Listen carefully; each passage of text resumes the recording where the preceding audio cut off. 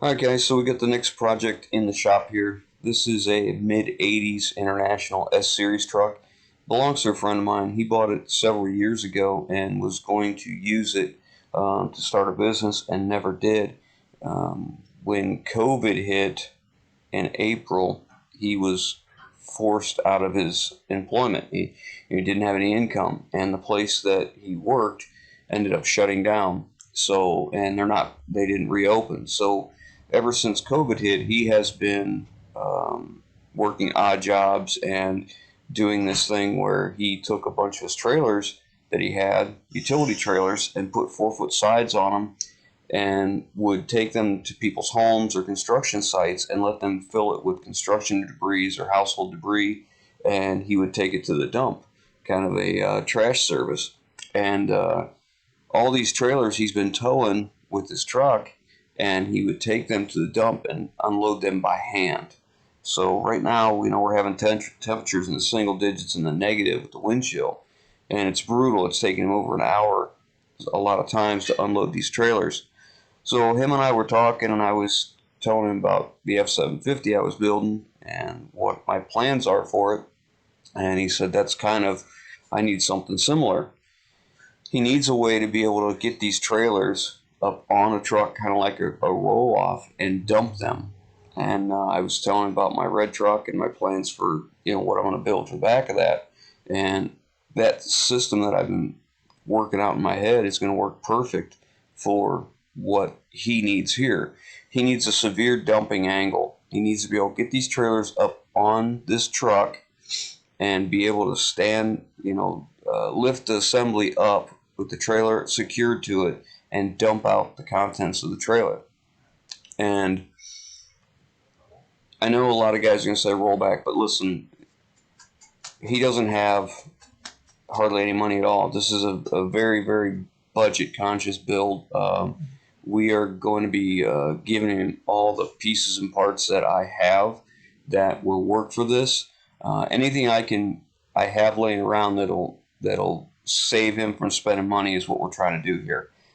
He has a very, very small amount of money, and I believe that's going to be ate up just in the things that we have to have. I think he's going to run out of money pretty quick. But regardless, we're gonna do this build start to finish. The money's not gonna stop us. We're gonna stop when we're finished. When it's ready to go and he's using it and he's making money, that's when we're gonna stop. So first thing we have to do is take this bed off, because that bed that's on here, we're actually going to turn that into a dumpster as well. So it's got to come off. We're going to get down to the bare frame. We'll talk some more about the truck, and we'll start moving forward. The truck we're starting with needs some repairs, but overall, it's a pretty decent truck. The motor is fantastic. It's a mechanical DT 466. It starts up fantastic. It runs great. The frame is in decent shape, but there's a lot of changes coming. Lots of changes. It's got 10/120 tires, old bias plies, and obviously they're no good. He hasn't been using his truck. It's been sitting. He bought it a couple years ago and was going to build something else, and it didn't come around. But they're all junk. See, that one's missing big chunks all over, like it'd been stuck somewhere, and it's flat. This was a 258-inch wheelbase truck that someone shortened up. I don't think I would have shortened the truck up and stacked my splices like that. I think I would have spread them out. It is what it is. We're going to work with what we have. It's going to need some front tires. They're in pretty bad shape. They've got dry rotting, splitting. I think this is the only good tire on the truck here. And that one's aged out, but it's not bad. This side over here is dangerous. Let me give you an idea of the size of that split. I mean, this is what we call a wheel pop, not a may pop, a wheel pop. It is a manual transmission right now. He's having troubles with the transmission shifting. Someone shortened this up beforehand, and I'm not exactly sure why they took such a steep angle with that drive shaft right there, but we'll have to look into that. The rear axle is a 2-speed, and it doesn't work. We've got all the wiring pulled out now. As some of you may have saw, there was some wiring pinched in that cross member I showed on Instagram. But we're going to be we may be changing the rear axle out because the rear brakes are gone, and you know, it doesn't really care about the hubs. And I may have a bud wheel axle or a hub air brake axle. This truck originally had air brakes to the rear. It's got a tractor protection valve on it. It has a supply valve for trailer on the dash and a spike valve on the steering column. You can see the lines used to be right there. So it used to have brakes to the rear, so somebody must have ordered it that way, because I've never seen a 254-inch wheelbase come with air brakes to the rear. So now what we're going to be doing is we're hoping to build a tilt system that will just tilt. That's all it's going to do. It's going to tilt, and the back of it is going to come almost in contact with the ground. And that way we'll put a winch up the top where he can back up to his trailers. Now they're trailers, remember, and then winch them up on so much, and then roll them down and winch them the rest of the way, just like a typical roll-off. I know a lot of guys are going to say you ought to just put a rollback on it, and listen, I get it. The problem is you can't use a rollback like a rollback and get the angle that he needs here. I could adapt it to make it get this angle. The bigger problem is he doesn't have rollback money. He has whatever I have laying around money. That's what we're working with. So these are the angles that we're talking about. This is a 55-degree dump. That's a 48, and that's a 45. And after doing a bunch of measuring, we figured out that the 48 is going to be the one we go with. So we're going to build a pivot system. We have to get the cylinders, the whole ordeal, from start to finish. We're removing a lot of stuff. We're replacing the transmission. We're going to be putting an Allison automatic in it. We're going to be doing away with the 5-speed, probably do away with 2-speed rear. There's a lot of work. And then we are going to, when I say we, understand this is all me. He's not using this, obviously. This has been sitting. He's using another truck to do the trailer dumpster thing right now, so he's out making money trying to make it happen. So we're going to add a hydraulic pump here, a belt driven with a clutch actuator. I'm going to have to build the brackets and put it up here, and I believe that's where I'm starting today. This is a pretty low horsepower DT 466, no intercooler, real small, probably like a 190, I imagine, something like that. We rarely see a 2-speed rear end and a 5-speed in anything except for low horsepower engines.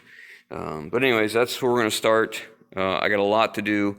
I really would like to just take the cab off and make my life a whole lot simpler, because we have transmission work and I got to change flywheel and all this kind of stuff. There's a ton. Oh, one of these fuel tanks is no good. It leaks. So we're probably going to remove that and move the battery box underneath the truck, I believe. There's a lot to do. So anyways, kick back, relax. I don't know how much we'll get in this video because we're already 5 minutes in, but rest assured, another big project. Seems like we don't get too many small ones now, do we?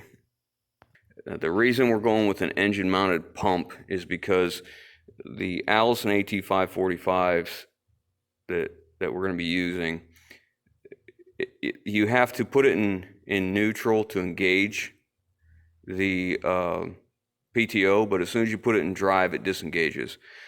So it's not going to work for what he needs to do. So we're going to put a pump on the engine as a belt driven, and I have a used one that I took off another truck, so we're going to set it up here. But what I need to do is get this alternator out of the way. What I'm going to try and do is let it run off of these two belts. Well, not these two in particular. We'll get new ones, but you can see the water pump is driven by these two and the two for the power steering as well. And then the air compressor is just driven from the water pump.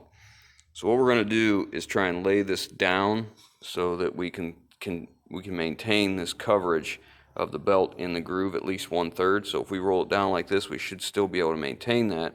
And then put a pump in here so this belt will come up like this, and we can get at least 1/3 of that without sacrificing the coverage on the water pump. So I have to move all this. This is going to have to be moved. Obviously, this does not belong right here. So I'm going to start with that. All right, so I'm moving along on this pump mount. I got the pump in place, and I've got some of my brackets in. What I did is I took this alternator bracket, mounts to a cast part of the engine block.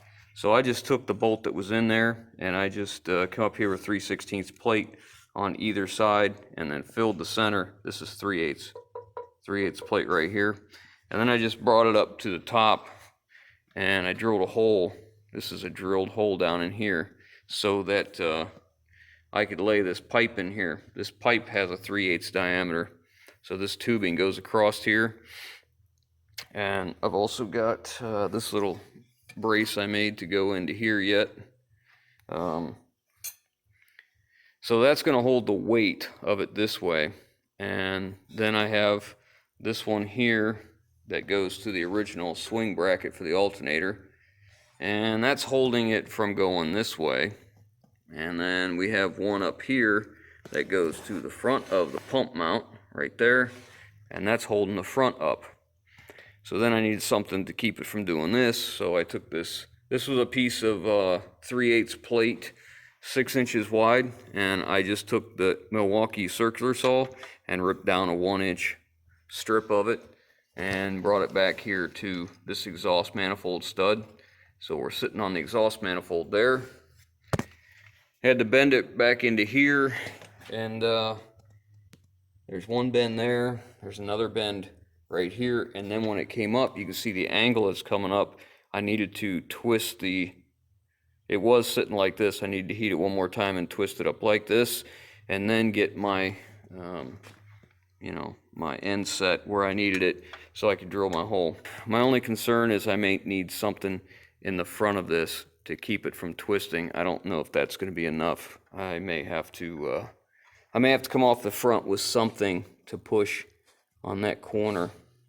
Maybe come off that same thing and just weld a bracket to come up off the back of it to here and bolt. I'm not sure yet.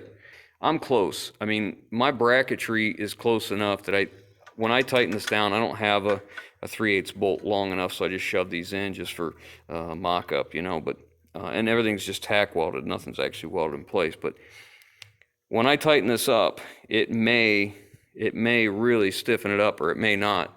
If it doesn't, then what I'm going to do is probably, like I said, I'll come off the back over this corner over here and go that way. That way I got something pushing on the front.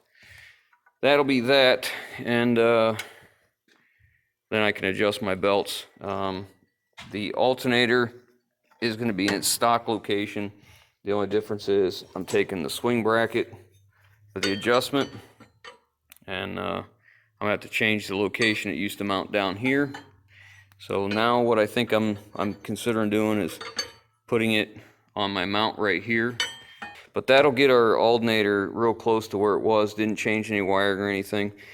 Belts aren't going to be long enough, of course, we knew that. But I don't think it's going to be a big deal. I'm going to end up with, when it comes up this way, I'm going to get great coverage. I'm going to get almost half coverage on, I'm going to actually get a little better than half coverage on that pulley right there, and that's important. That's one of the reasons it's laid out the way it is. I could have shoved this down in here and got it closer to the engine, or shoved this in and moved this out here, but I like it up here out of the way. If you have to service anything, it's real simple. It's just easy bolts to get to, nothing difficult, because every time I get into a hood that they've added some of the stuff, half the time I spend more time working with the brackets than I do doing the repair. All right, so I'm just about done up here. I have got this bracket everything's all welded up, cleaned up, and painted. So we basically have this as our stand. I have our little brace out here to help with this. These two brackets right here are to keep it from moving this way and this way. And in the back, those are 3/16 because they're not doing a whole lot. This is 3/8 plate. And what I did, it's hard to see what we're trying to show you here. All right, so it comes back here and it comes off the exhaust manifold stud and comes up this way, and it had to come up at an angle, and I had to bend it this way and then bring it up here and then bend it again. Well, if you see the line that was following in, if you came up and you just bent it 90, the face would have been like this, so I had to heat it again and twist it and get it mounted here. And then I added another one from here to the back of the bracket.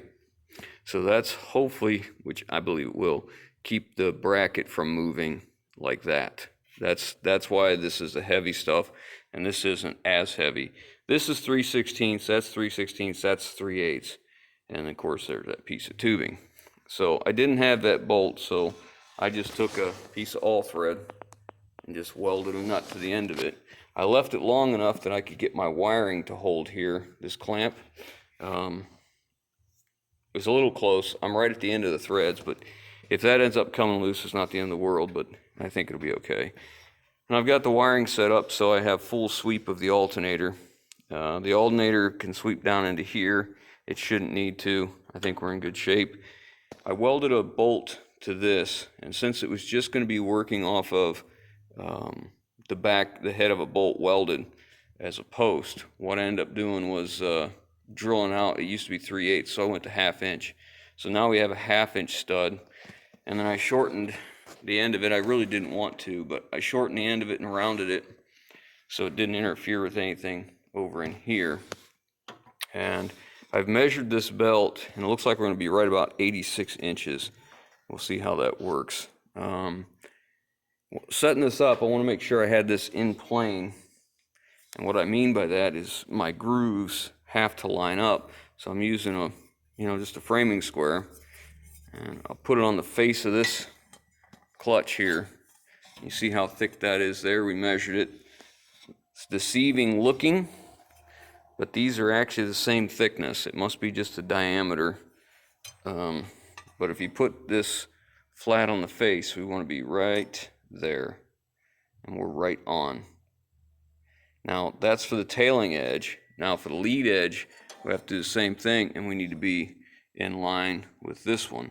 Now that pulley, the lead edge, is just about a 1/16 narrower than this. So I adjusted accordingly, if you can tell. This bracket, I didn't make this bracket, remember, this was on here already. It has slots in it that let that pump move forward and back, but they're also a little larger than 3/8. So it allows you to twist it this way if need be. I was able to leave it right where the original marks were. It worked out pretty well, but that's what I worked off when I was mocking it up. I did put never seize on the bolts, so if we have to adjust it, it'll be okay. I got them good and tight. I was able to find some hose I had laying around, some pressure line and some suction line, and I've got them routed, but they're not finished. I have to get them tied up and make a heat shield for around that turbo so they don't get heated up. We don't want our hydraulic fluid getting hot. That's pretty hard on pumps, if it gets too hot. The wiring should be just fine. I got plenty of room, so as we swing this, they won't be strained or anything. I got them tied up underneath everywhere, so it shouldn't be an issue. And of course, I came in this morning and it had left me in a new surprise. It's like 1 step forward, 2 steps back. The power steering can started leaking around where the seal meets the body. Is what it is. That's what it's like when you work on old stuff that's been sitting a while. It is what it is. So that line comes back here. The suction line makes it back into this area, works out well, because this is where I was going to potentially mount the hydraulic tank like that. I could take that and it'll reach down to here. I could mount the hydraulic tank here, leave that battery box if we want. I guess it doesn't really matter. I was thinking I'm going to see if I have another battery box step we could mount over here, because that tank's no good and I'm draining it out right now so we can remove it. If so, if I have the battery box step that belongs over there from International, I'll put it on. If we don't, I guess this is just going to stay there and that tank will stay. That first hydraulic line made it to here, so I'll have to get a JIC coupler, or whatever it's called, male to male, put them two together. The second one I had was long enough. I mean, I don't know how we can get this lucky, but it makes it right down here to where the valves are going to live in this area. So that's fantastic. We'll have to build a standoff to put some mud flaps over here. So we'll make our standoff come out and on two sides, and that'll hold our valving. And then we'll have a line coming out that'll go back up to the 2 cylinders. But that shouldn't be a big deal. And this is the fuel that's coming out of this tank. He says it leaks and it's been shut off. Like, I don't have a pump running, this is just siphoning. I turn the pump on for a while, and then you just let it go, it'll siphon. It'll continue until it's empty. That's what it did overnight. I turned the pump on for just a few minutes, and just to fill it up, and then once it started running, I just shut the pump off and let it go. But that's some horrible, horrible fuel. So if I have that battery box, we'll remove it. We'll put the battery box step here and get everything tucked up underneath here nice and neat, and clean the frame up a little bit. So that's where I'm at for now. I'm waiting on belts. I got this apart. I'm sure in there is a great big O-ring on the back of that can.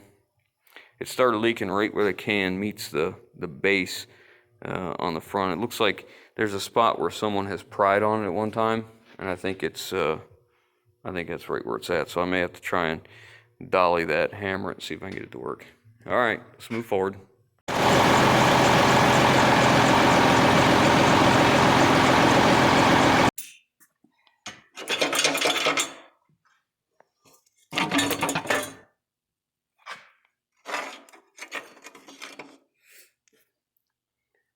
Some assembly required.